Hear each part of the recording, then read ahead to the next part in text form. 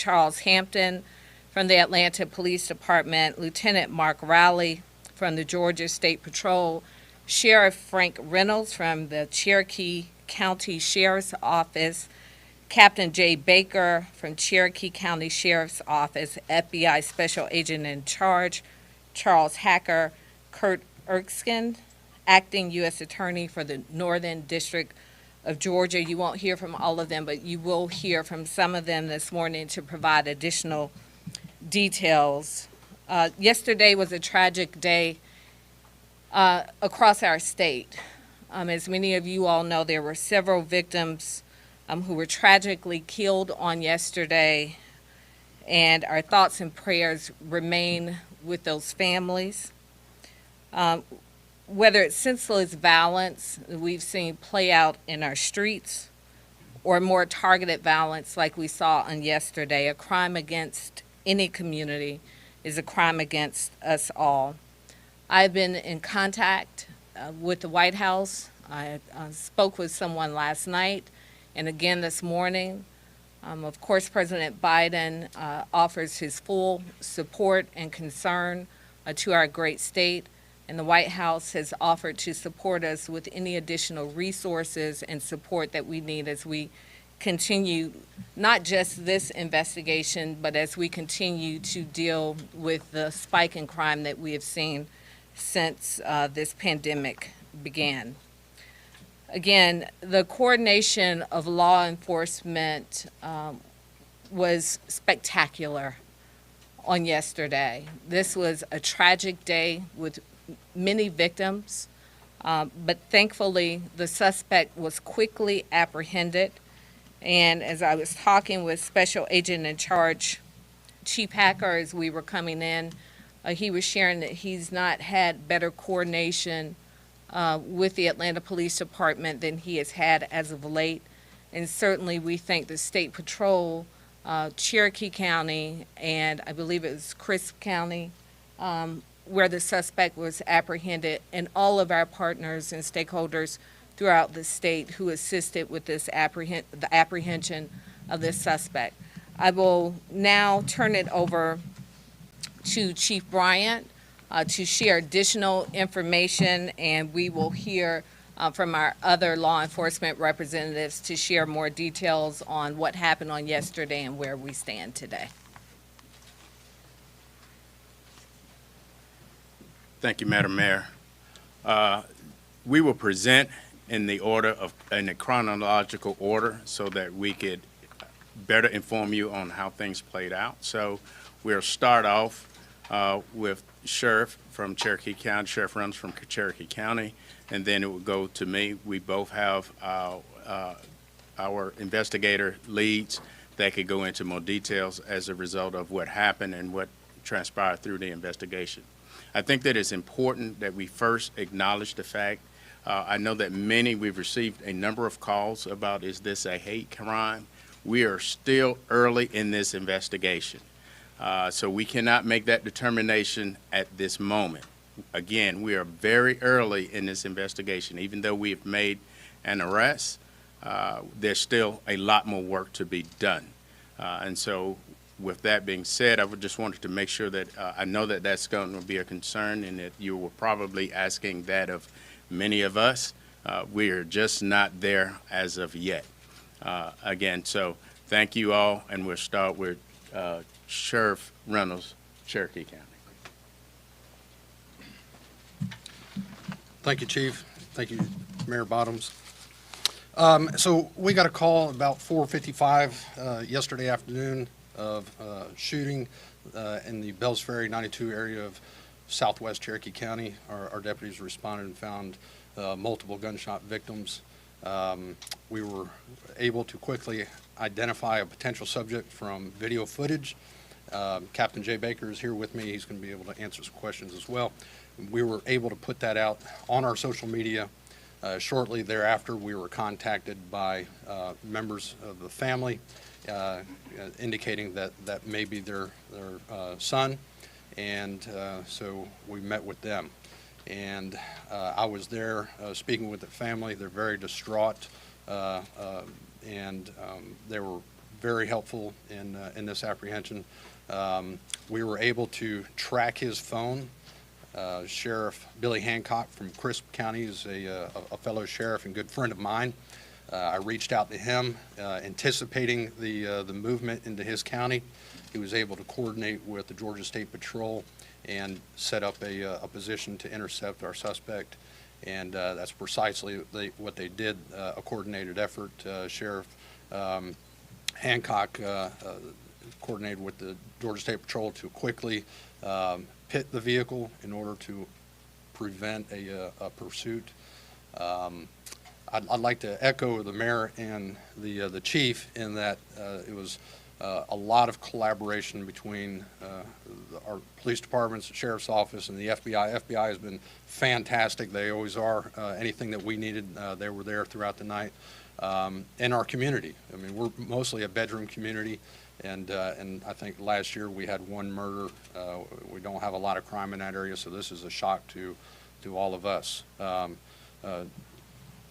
Captain, am I missing anything? You know, just maybe about some of the comments he made. We did interview him last night. He is currently in our facility at the Cherokee County Adult Detention Center.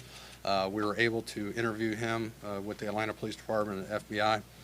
He made indicators that he has some issues, potentially sexual addiction, and may have frequented some of these places in the past. But as the chief indicated, it's still early on. We still have a lot of things to process, and so he should be at an arraignment tomorrow at some time early morning to late morning, and we will keep you up to date. We have a press release that Captain Baker has put together available to our media folks. If you don't have that, I think we have some printed copies that he'll be happy to give to you. I'm happy to answer any questions that you may have at the moment. So are you saying, when you talk to the suspect, Mhm. he says he has a sexual addiction issue, but I'm sure you asked him, was this racially motivated? Was this racially motivated? As the chief indicated, it's still early, but the indicators right now are, it may not be. It may be targets of opportunity. Again, we believe that he frequented these places in the past, and may have been lashing out, and part of that is in your media packet as well. But the working theory is a sexual addiction issue rather than a racial profile. During our interviews, we asked that specific question, and that did not appear to be the motive. We want to hold all questions till the end, please. Let Yes. us get Thank through you. the press conference, and then we'll answer any questions. Thank you, ma'am. I appreciate that. I'll turn it over to the next person.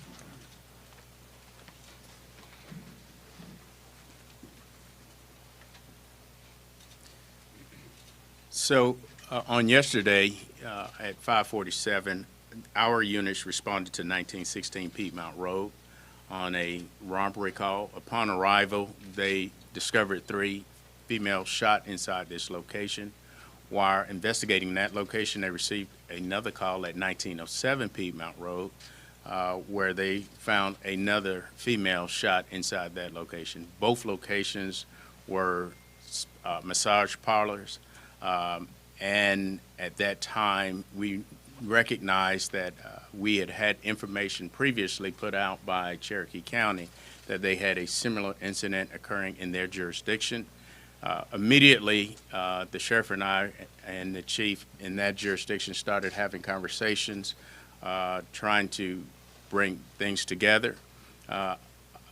As we stated earlier, the collaboration between the different our local and state partners, we immediately start having conversations to coordinate our efforts to determine who our individual, the subject that we were looking for.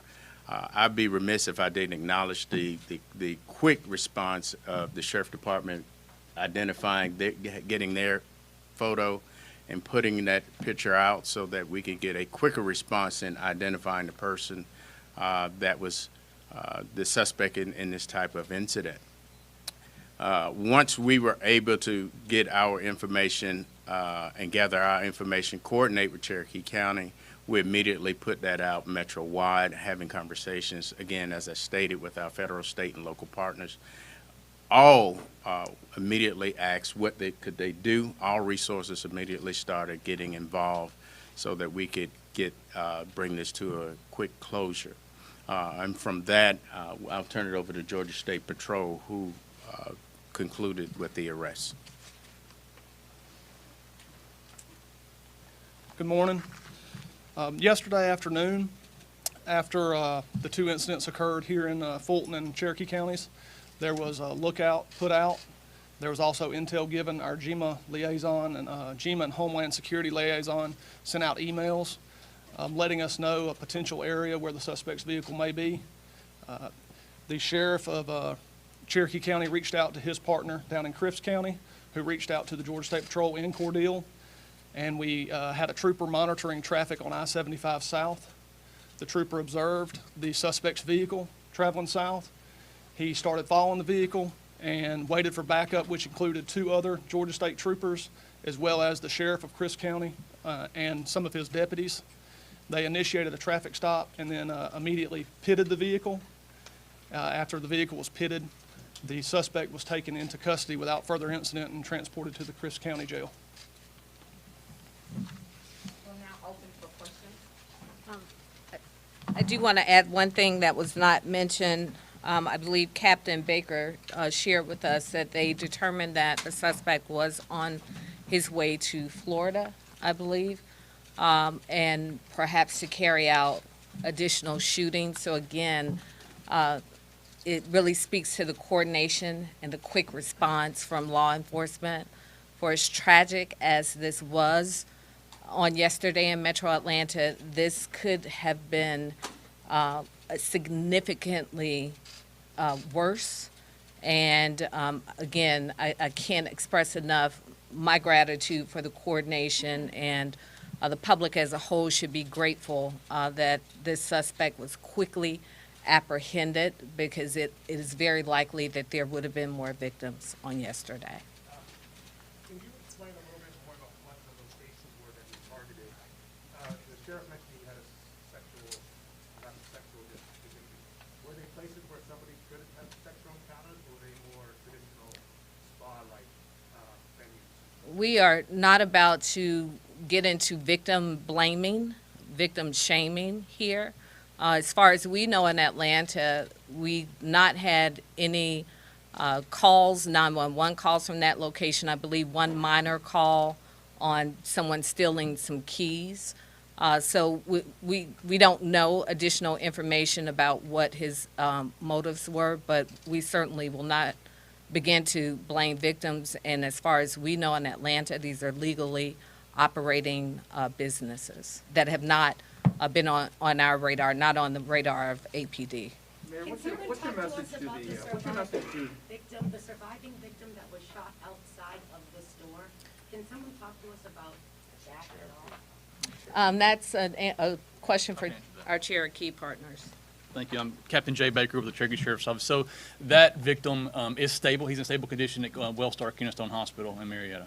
Was he caught in the crossfire, or do you think he was a... Don't know, and by the way, I agree with the mayor, we're not going to do any victim shaming. We're not sure what his presence was there, and the other people that were killed at that location, we're not going to say whether they were employees or whether they were there just by happenstance. So just don't want to go into that at this time. I do have a press release with their names that we will give y'all when this is over with. So Is that the only survivor? that is the only survivor. We had 4 killed and 1 survived. Your somebody stated that the suspect was perhaps upset at these locations for allowing him to have an outlet for his addiction. Can you elaborate on that? Yeah, let me go into a little bit of detail. So the suspect did take responsibility for the shootings. He said that early on once we began the interviews with him. He claims that these, and as the chief said, this is still early, but he does claim that it was not racially motivated. He apparently has an issue, what he considers a sex addiction, and sees these locations as something that allows him to go to these places, and it's a temptation for him that he wanted to eliminate.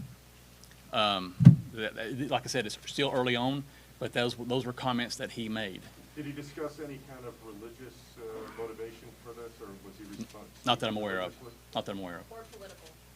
None political. I've heard nothing about politics. Any sense of his social media history? Is that something you've been able That's something that investigators, they've been working on all along, and that's certainly one of the things they'll be doing. Sheriff, did you have the sense that he understood what the gravity of what he did? I spoke with investigators, they interviewed him this morning, and they got that impression that yes, he understood the gravity of it, and he was pretty much fed up and kind of at the end of his rope, and yesterday was a really bad day for him, and this is what he did. Remorseful? I'm not going to go to. I don't know if he was remorseful or not. He's a pretty young guy. Was he a student? Does he live with his parents? He's 21 years of age. It's my understanding he does not live with his parents. I don't know who he was living with at the time of this incident. Was he employed? I'm not aware of that either. That's some of the things. Just two questions. Just to be clear, the suspect has admitted to the shooting event. Yes. Second, yes, he has. Yes. And secondly, there was an indication that the family notified you. What indications or what reasons did the family notify you? We put out an image of a possible suspect very early on in this incident, and we were notified by his family, who were fully cooperative, and we are greatly appreciative of their assistance in this matter. How did you get the image, Sheriff? Was the image from the surveillance camera? Surveillance cameras. So there were several businesses there, and we were able to get images from those. And then you also ID'd his car also from the surveillance? The car, and then of course, obviously, we were able to get in touch with the parents, who identified it from social media that was their child, their son. Florida, were there any, did he mention any particular businesses that he was going after? Just it's my understanding, it was some type of porn industry in that state, that he was wanting to go do some similar act in that location. No additional details at this time. I'm sorry to clarify, did you say earlier that in interviewing the suspect, he said it was not racially motivated? He did make that claim. Despite there not being a racial motivation, there has been a very real set of anti-Asian hate attacks across the country. We've heard from New York City police that they're actually sending resources out of an abundance of caution to their Asian communities across the city. Now, for any of the law enforcement partners here, is there anything similar as far as strategy and extra support for either the Asian American communities in Metro Atlanta or similar businesses like massage parlors? May I speak to that? No. So obviously, whatever the motivation was for this guy, we know that many of the victims, the majority of the victims, were Asian. We also know that this is an issue that's happening across the country. It is unacceptable, it is hateful, and it has to stop. That being said, we are coordinating in real time to make sure that our communities have the resources that they need. We have not seen a significant uptick in formal complaints within the city of Atlanta, but obviously this is a large metropolitan region. And we know that we're hearing the stories. We're seeing them on television. We're seeing them on social media. So we certainly are aware, and we stand ready to provide any additional resources. But again, because of the quick coordination, when I was on my way home from City Hall last night, when I received the alert that there was a business shooting on Piedmont Road, I immediately called Chief Bryant, who had already been in touch with Cherokee County, and they were already making the connection. So we had a very rapid response, but certainly we will continue to be proactive and provide resources to the extent that we can to make sure that our communities are protected. And again, encouraging anyone. We know many of our communities are sometimes hesitant to bring in law enforcement. If there are things and concerns that are happening in your communities, around your businesses, et cetera, there's nothing too big or too small that we want to be aware of it all to make sure that we can provide resources and respond accordingly. Can you clarify what sort of weapons were retrieved from the vehicle or he used in the shooting? And were they all legally obtained weapons? I can tell you that a 9mm firearm was located in his vehicle when he was taken into custody. Whether it was legally obtained will be one of the things that our investigators will be looking into. And just to be clear, our victims, I know that obviously Atlanta, all their victims were Asian. 2 of our victims were white, in case anyone was unaware of that. We had 2 Asians and 2 whites that were killed at our location. That's one of the things that at this time we're not going to go into details about why they were there. The 9mm, that was the weapon he used, Well, obviously, we'll have to do forensics on the firearm, but we're confident that it is. but it was the only weapon that you found? Yes, yes. Did he have like what their No, ammo no other cartridges- weapons were located in the vehicle. How much ammunition did you find? Pardon me? Do you have a sense of how many times you shot, how much ammunition? I don't have that information. Is there any reason to believe that other similar businesses should still be concerned today? Is there still a threat? To my opinion, that he was acting alone. There's no indication that anyone was working with him, so we're confident that's not going to be a problem. And, sir, can you clarify, you said he was on his way to Florida, where you believe that you and the mayor said that you believe he would have engaged in additional acts of violence against similar businesses? He made a comment to that effect, that he was headed to Florida and that he was going to do similar acts in that state. And the issue was that he wanted to destroy what had been tempting him? It sounds to me like these locations, he sees them as an outlet for him, that some things that he shouldn't be doing, and that an issue with porn, and that he was attempting to take out that temptation. And he had Two visited more both of those questions, locations please. Only before? two more questions. Pardon me? He had visited both of those locations? I'm unaware if he had been to those specific locations. One more? Anybody? What was the conversation like with his family? Is there anything you can share about that? You know, I don't want to go into details other than to say that we are really appreciative of the family. Without them, this would not have happened as quickly as it happened. They were very supportive, and certainly this was difficult for them. Did he resist at all during the ride? No, he did not resist. Mental health Thank history? you. Thank y'all. Thank you. And by the way, I'll bring out our press release and put it out here for y'all shortly. Someone left their eyeglasses. The chief. That's the impact. Glasses. Maybe share.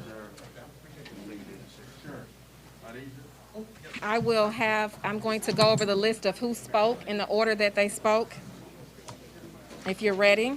And I'll have, the spelling will be on the table, but it's not necessarily in the order that they spoke in. Of course, the first person to speak was Mayor Keisha Lance Bottoms. The second was Chief Rodney Bryant of the Atlanta Police Department. The third person was Sheriff Frank Reynolds of the Cherokee County Sheriff's Office. Fourth person was Lieutenant Mark Riley of the Georgia State Patrol. And fifth was Captain Jay Baker of Cherokee County Sheriff's Office. Mark Riley. And I'll have the list over on the table. It's just not in the same order, but the names are on the list. Thank you all.